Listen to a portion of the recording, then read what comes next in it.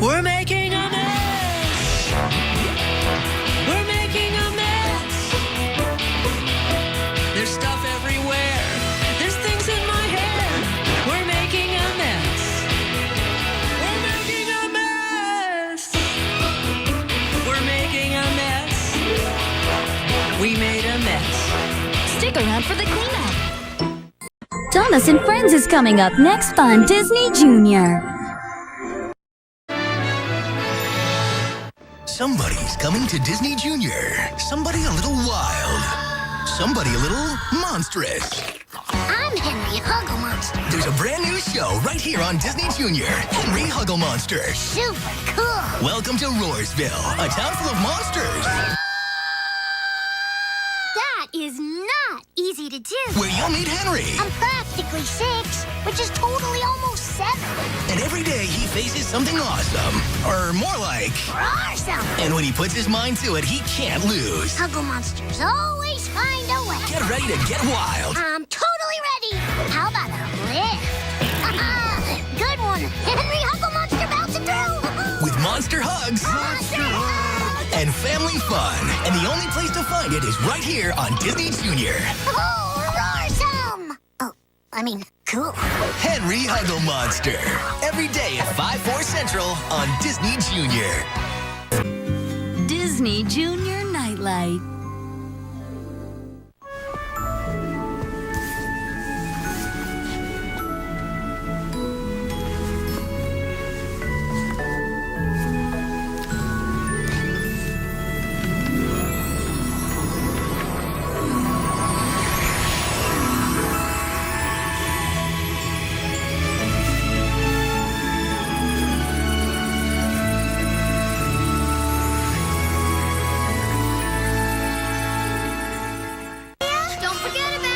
The Magical World of Disney Junior presents Sofia the First, Once Upon a Princess. Once upon a time in the Kingdom of Enchantia.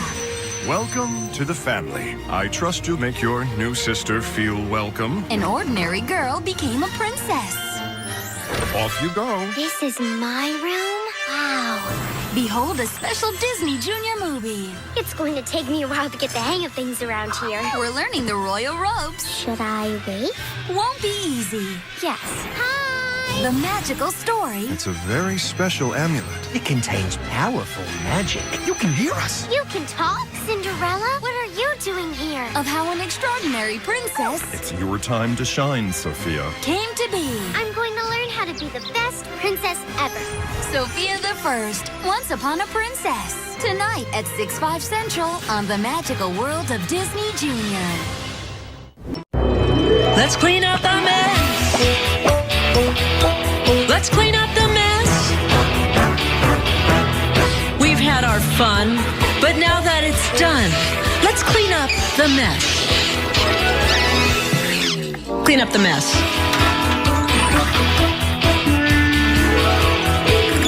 Now that's how to clean up a mess. And now get ready for Thomas and Friends on Disney Junior.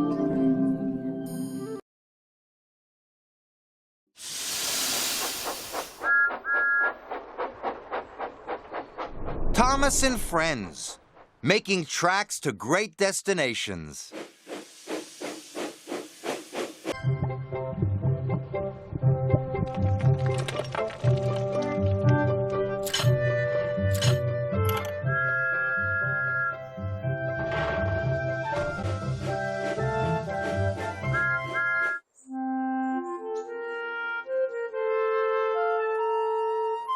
Dear Christopher, here is your friend Thomas the Tank Engine. He wanted to come out of his station yard and see the world. These stories tell you how he did it. I hope you will like them because you helped me to make them. Your loving Daddy.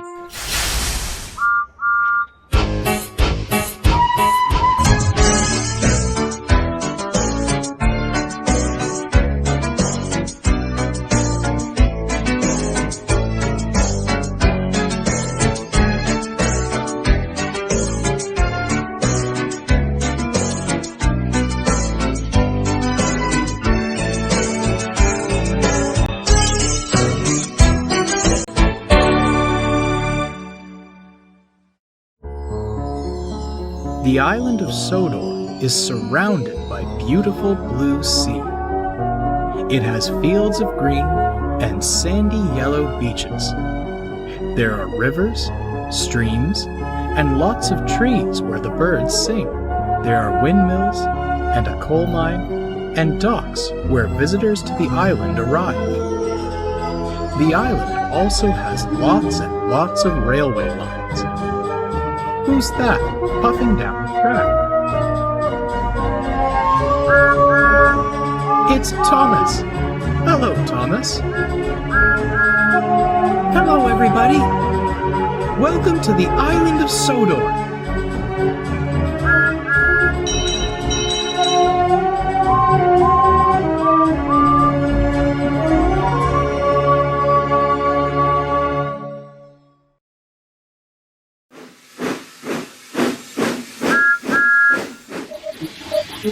Percy's passengers. Percy was talking to James in the shed at the big station. My conductor was telling me how lonely he gets in his van. I think he ought to take some passengers sometimes. It might cheer him up. He's not allowed to do that, said James virtuously. It's against regulations. Conductors are important, and passengers might distract them so that they couldn't look after the train properly. Oh dear. Yes, I suppose they might. They can do it on the Midland, put in Gordon. Someone told me about it when I went to Carlisle with that special. But they don't do it on the other railway. It's on some preserved line where they haven't got any coaches. You see, James? Said Percy triumphantly. Oh, well, if they haven't any coaches, that's different, James huffed. I'm sure Sir Topham Hatt wouldn't approve, though. Huh, replied Percy cheekily. little you know. He puffed away to collect some trucks from the harbor. Meanwhile, on the branch line, some passengers got out of Henrietta at the station by the airfield. They all went through the ticket barrier, except for two, a man and a woman. Ah, said the ticket inspector when he looked at their tickets. You've come too far. You should have got out at the last station. The passengers looked at him. Then they looked at each other and shook their heads. The last station, the ticket inspector repeated slowly. You must go back there. There was a pause. Then the man said something to his wife in a language the ticket inspector didn't understand.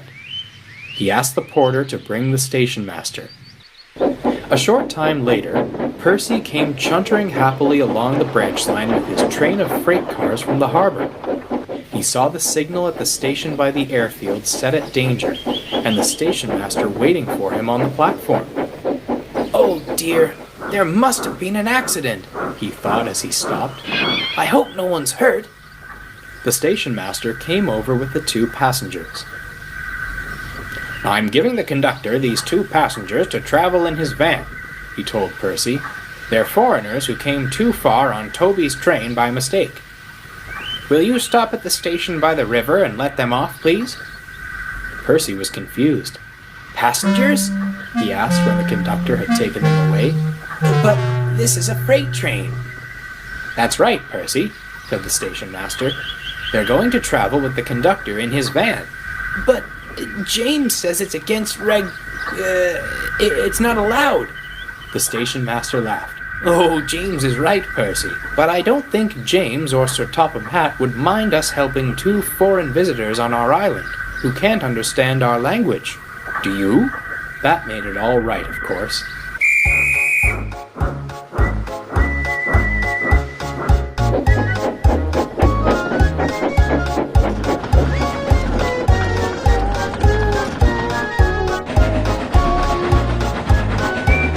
The guard saw that his visitors were as comfortable as he could make them in his van.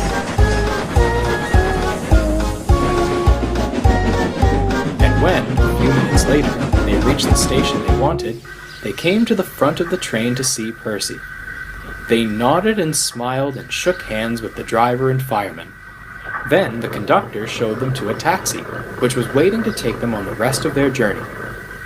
A few weeks later, a parcel arrived with brightly colored foreign stamps on the wrapping.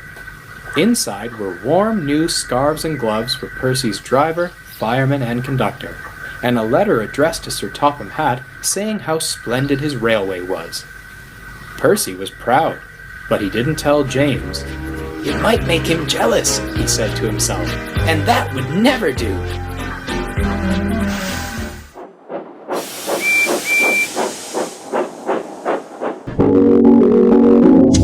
There's always somewhere new to go, something new to see, things you never knew before, or somewhere new to be. Oh, you'll remember, dear old friends, some red, some pink, some blue. For everything familiar, there's always something new. One day you could be feeling spreading up the mountainside, or take a trip to Stone that spans our porch with pride. It's all a new experience, like Jeremy Bridget. Watch him as he's flying by, would see you won't forget. There's always somewhere new to go, there's something new to see, things you never knew before, or somewhere new to be. Though you'll remember, dear old friends, some red, some pink, some blue. For everything familiar, there's always something new. You could see Neville on the track, the Rocky, he's afraid. Here's Rosie, you don't see some love, so don't forget her name. There's Dennis walking in the yard, and Molly made me mad. Our new friends on the island, here one scene you won't forget. There's always somewhere new to go, and something new to see, things you never knew before, or somewhere new to be. Oh, you'll remember, dear old friends, some red, some pink, some blue. For everything familiar, there's always something new. Oh, you'll remember, dear old friends, some red, some green, some blue. For everything familiar, there's always something new.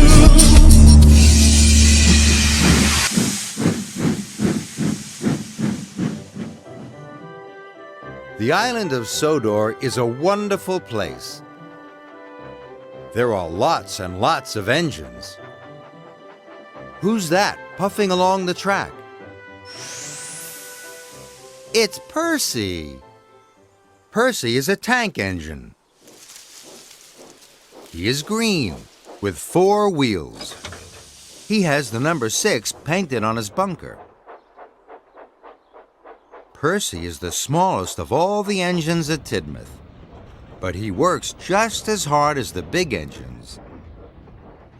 His special job is pulling the mail cars. This job makes him very proud. Percy is also very proud of the island of Sodor. One day, he was asked by Sir Topham Hatt to take a famous artist round the island. The artist wanted to paint a picture of the spirit of Sodor. Percy took the famous artist to Norramby Beach, to Shen Valley, and at last to Knapford Station. But the famous artist didn't want to paint any of them. That made Percy very cross. He wished his theme so hard that the famous artist's hat flew into the air. Suddenly, the famous artist knew exactly what he wanted to paint. He wanted to paint Percy. Percy was surprised. Because Percy is the smallest engine, the big engines sometimes tell him what to do. So it was a very special day for Percy when he could tell them what to do. One day, Lady Hatt told Percy to be in charge. Sir Topham Hatt was sick. Percy had to tell James and Gordon and Toby what to do. Sometimes Percy gets things muddled up, so Percy listened very hard to Lady Hatt. Percy felt very proud to be controller for the day. He couldn't wait to tell the engines what to do. Grandly, Percy told James to be a busy bee, Gordon to pull very slow coaches, and Toby to pull the express. Later, Percy puffed off to check on his engines. Gordon was puffing very slowly. James was painted yellow and black. The children thought he looked like a giant stripy bee. And Toby was using all his steam to pull the express. Gordon, James, and Toby saw that all the children were laughing at them. That made them very unhappy. Percy felt terrible. He had muddled everything up. He didn't know how to unmuddle it.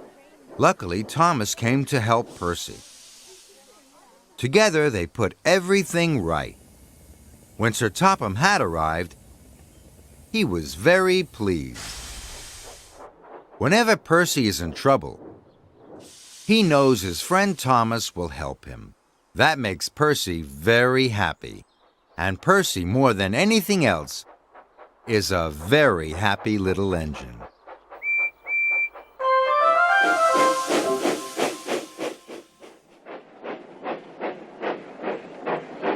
Thomas's whistle is broken.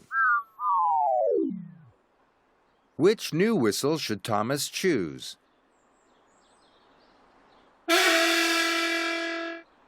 That doesn't sound like an engine whistle. Try another whistle, Thomas. Does that sound like an engine whistle? Let's listen again. That doesn't sound like an engine whistle either. There's one more whistle left. I wonder what this one sounds like. That sounds like a very good engine whistle. Well done, Thomas.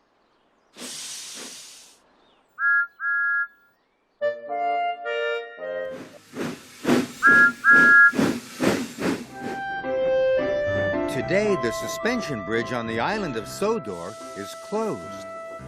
Thomas has to take a new route to the children's school. Percy tells Thomas the way.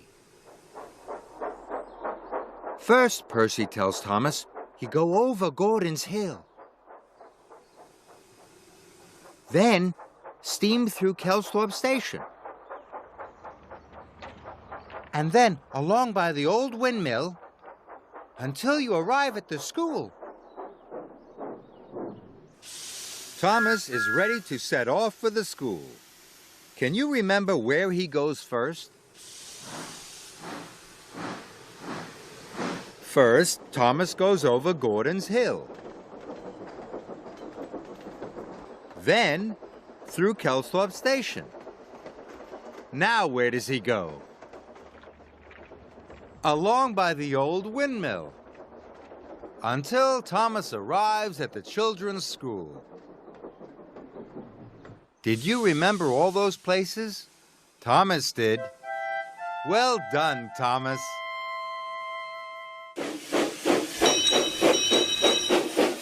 Thomas is feeling very hot today. What will help him cool down? There are 3 different containers. What's in the first container? It's coal. Do you think that will stop Thomas feeling too hot? No, more coal will make a bigger fire in Thomas's firebox. That will make him even hotter. What about the next container? Soap flakes. Will they stop Thomas feeling hot? No, the soap flakes have made Thomas blow bubbles, and they won't stop him feeling too hot. One more container to try. What's in this one? It's water. Do you think water will help?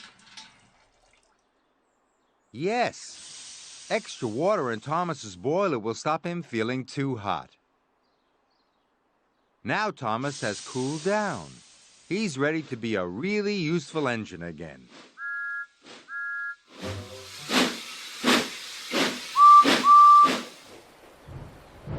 Emily's favorite place on the whole of Sodor is Bluff's Cove. Hello, Emily. There are lots of things that make this Emily's favorite place. She likes being outside in the sun.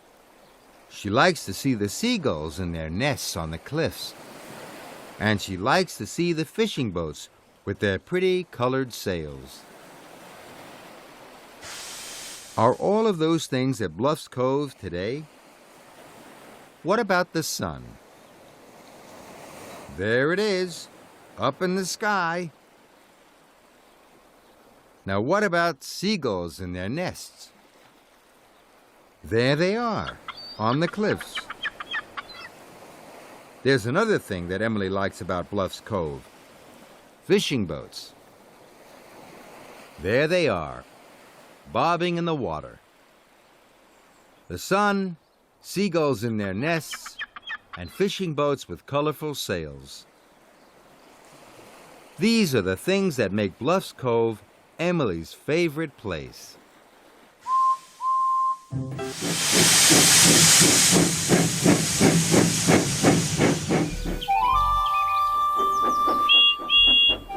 Rosie is a pink tank engine that is new to the island of Sodor.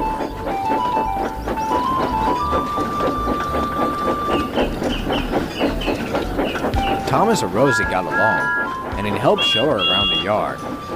But whenever Thomas is unavailable, Edward comes to help her. Edward always found her to be quite impressive with shunting, but the two would often disagree on certain topics. Regardless, the two are still good friends. One day, Rosie was shunting trucks near Nafford Station when she saw Gordon at the platform with his coaches in tow. He was waiting for the passengers to board as he sizzled proudly. Rosie watched in awe as the guard eventually blew his whistle and Gordon set off. As Gordon rolled out of the station, the coaches shined proudly under the bright sun.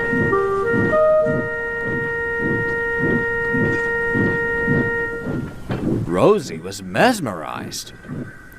Wow! I would love to pull those coaches. Edward pulled alongside, chuckling. That's known as the Express, explained Edward. It's a train that goes across the island all the way to Victorstown. Rosie was even more ecstatic. You think I could pull those coaches sometime, Edward? She asked hopefully. Pah! Snorted James. Little tank engines can't pull the Express by themselves. It requires a strong engine like me. Quite enough out of you, James, replied Edward, before looking back to Rosie. But he is right.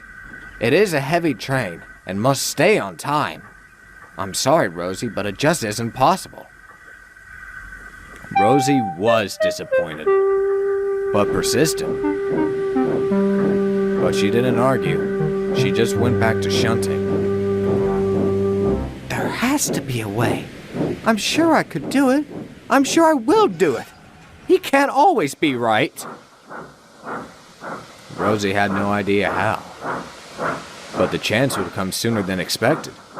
A big storm had approached the island that night, and Rosie had to sleep in a nearby shed with Thomas. By morning, Thomas had already gone to his branch line, and Rosie arrived at Nafford Station, only to not find Edward there. Even more so, the passengers were waiting impatiently at the platforms. It was then Sir Topham Hatt appeared. Due to the storm last night, he explained worriedly, a pole had fallen and disabled the turntable at Tidmouth, leaving my good engine stranded there. We'll be mighty late when an engine can come here, but I'd like you to assemble the coaches so they can at least be seated. Rosie then saw her chance. Sir, we can't be too late, she exclaimed. It doesn't look like too many passengers. Perhaps I could take them.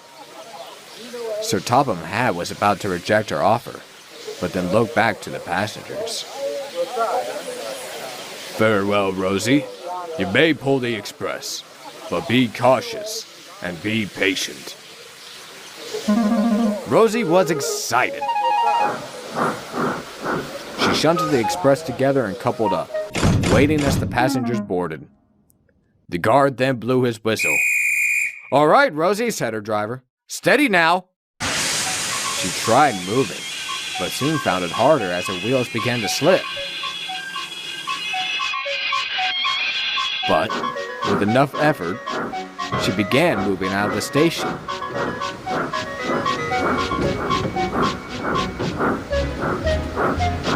She was nowhere near as fast, but she struggled on, her driver and fireman being hard at work to produce enough steam.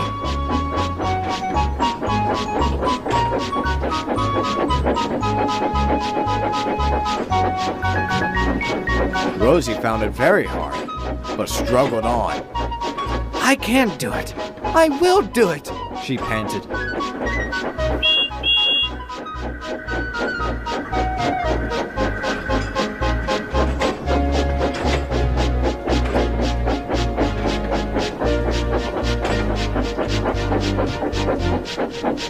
She then arrived at Edward's station, feeling worn out as she went to refill herself once more. The station master then appeared. Gordon's Hill is up ahead. You won't be able to make it without a backer for the rest of the trip. Rosie was sad. She knew he was right. The backer soon arrived. It was Edward. Got here as soon as I can, exclaimed Edward. They managed to fix the turntable. Rosie looked at Edward, still very much saddened. I'm sorry, Edward. You are right. I guess I am just a silly engine.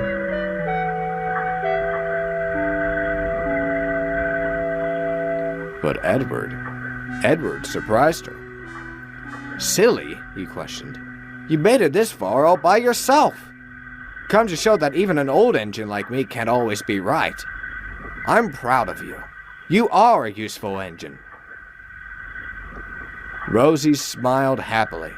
She felt much better. Rosie once again set off with the express, with Edward behind her to back her.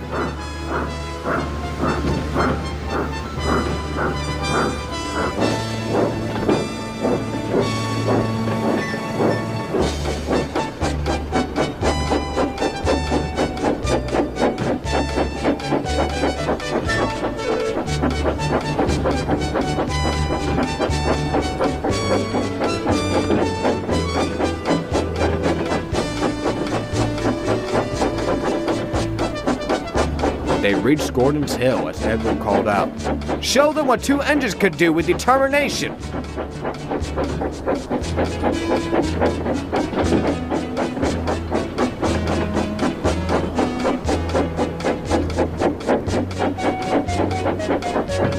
The hill was a hard, steep climb, but they eventually made it to the top.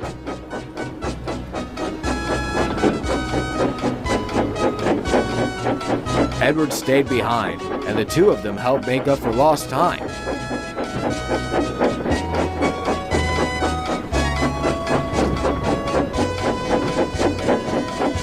They eventually reached their final stop at Vickerstown, and the passengers cheered for their hard work. The two engines were getting ready for the return trip when Sir Topham Hatt approached them. Excellent job, you two. You both have worked very hard today, and you both shall receive a brand new coat of paint and a long rest. He then walked away, with Rosie looking to Edward. Who knew being wrong could be so rewarding? Edward couldn't help but laugh.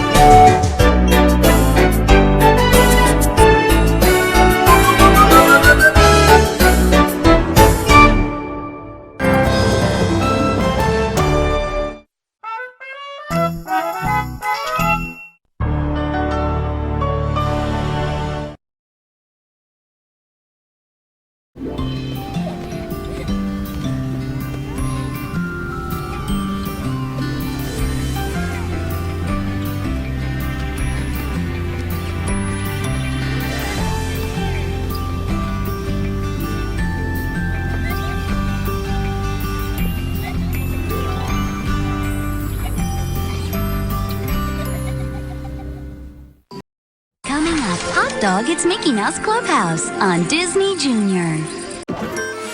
Way, way up in a beautiful old tree, there's a special place called Third and Bird, where the birdies meet just above the street, sing twiddly-dee. And on Third and Bird, you'll hang out with all your friends. Ah, Samuel, Rudy, and Muffin. What can I do for you birds? Go on exciting adventures We'll see all sorts of unusual creatures. and sing lots of songs. There's no finer sight than lights that shine at night. There's much more magic flying your way There are so many nice things on Third and Bird. on Third and Bird. Weekday mornings at 7:30, 6:30 Central on Disney Junior. Disney Junior invites you to Paris where you'll meet Gaspard and Lisa. Hello, bonjour. their best friends You want to see what I drew? We were both thinking the same who thing. do everything together. Ta-da! When something goes wrong, they call it a... Catastrophe! But when they work together to make things right again, it's a... Triumph! Come on, make a play date with Gaspard and Lisa. Thank you, Lisa. That's what best friends do. Gaspard and Lisa. Weekend afternoons at 1:30, 12:30 Central on Disney Junior.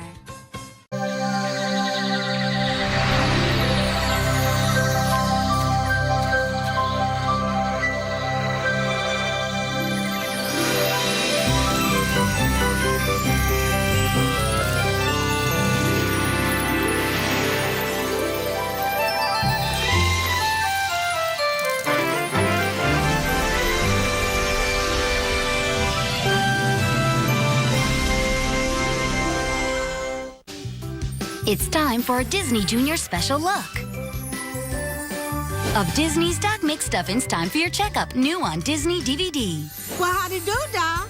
Hiya, Hallie. It's time for a checkup with everyone's favorite doctor. I'm Doc McStuffins, doctor to stuffed animals and toys. In 10 fun-filled stories on the DVD, Doc McStuffins has some boo-boos to diagnose and fix. Is there a doctor in the house? There's a gulpy gator with tummy trouble. Right now, I just don't feel like gulping anything. Don't worry, Gustav.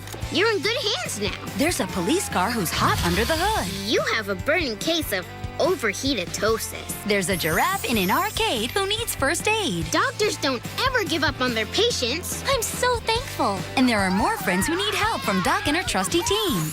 Disney's Doc McStuffins Time for Your Checkup, now available on Disney DVD, including stickers and an activity growth chart. See you next time.